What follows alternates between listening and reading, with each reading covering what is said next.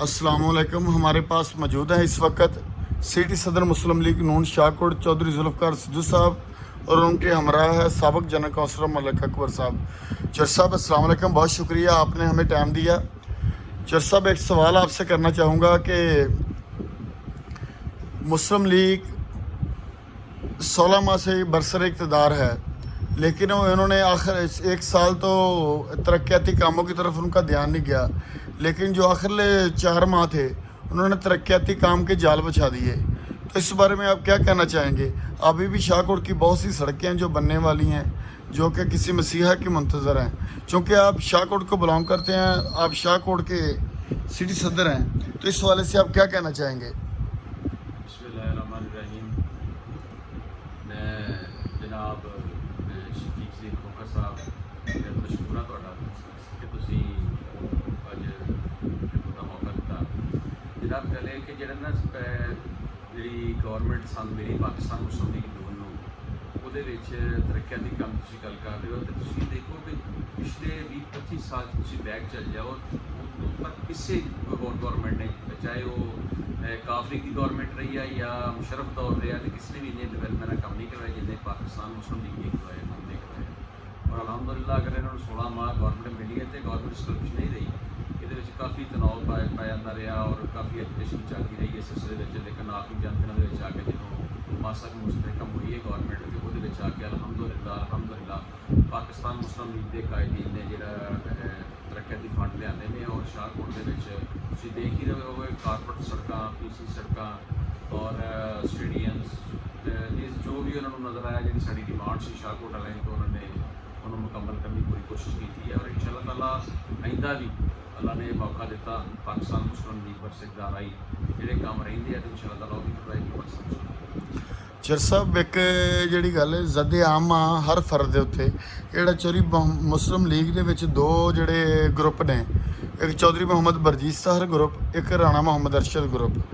क्या तुसी सिर्फ एक ग्रुप के सिटी सदर शाहकोट हो या दोनों ग्रुपों के सिटी सदर शाहकोट हो या मुस्लिम लीग के सिटी सदर शाहकोट हो?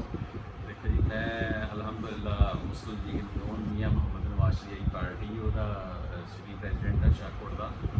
और जी रहेगी गल दो धड़े वाली कि जो पाकिस्तान मुस्लिम लीग के जिक्र कर रहे हो, मैं नहीं समझता कोई दो धड़े ने। अलहमदुलिल्लाह अज मियाँ साहब पाकिस्तान तशरीफ लाए और उन्होंने टिकट अनाउंस की कि कैंडिडेट होने साढ़े और एक कायदीन होनी है। अलहमदुलिल्लाह पार्टी मुस्तहकम मुतहद होनी है और इंशाअल्लाह ताला उम्मीद है कि मेरे सुने तो अपने चाहे दे तो सीटें भी बेल करेंगे जो कैंडिडेट साढ़े आएंगे इंशाअल्लाह पाकिस्तान मुस्लिम लीग के प्लेटफार्म।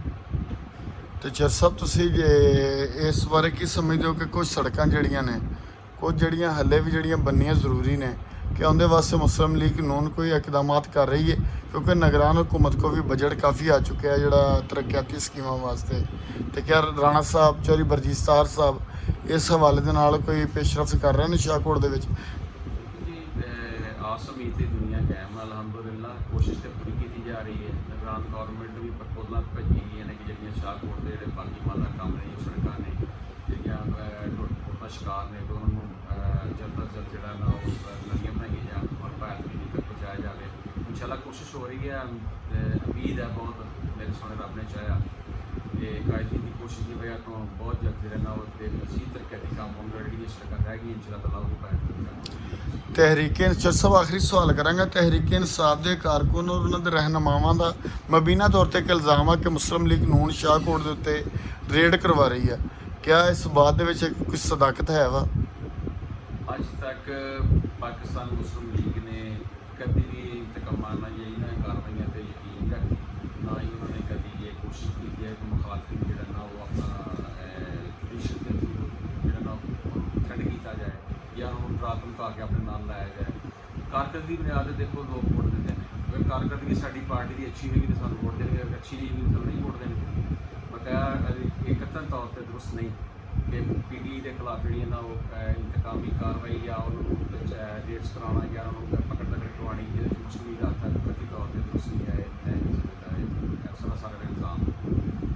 चर साहब, आखिर वास्ते मुस्लिम लीग के कारकुनां वास्ते कोई पैगाम देना चाहो?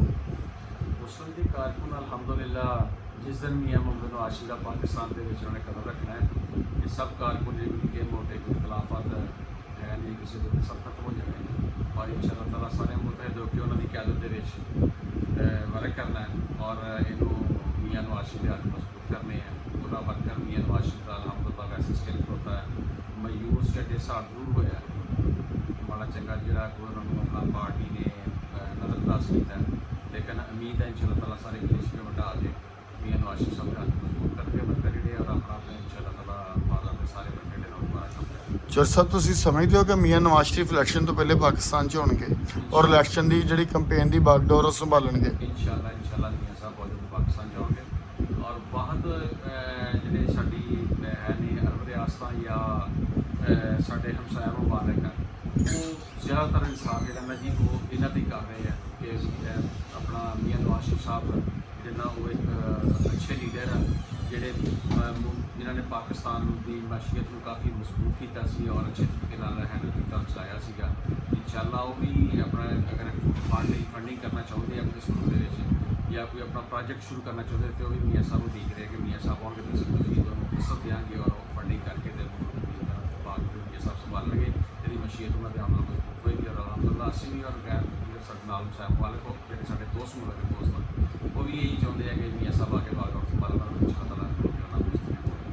चर साहब बहुत बहुत शुक्रिया तुसीं वक्त दिता, बहुत शुक्रिया, थैंक यू।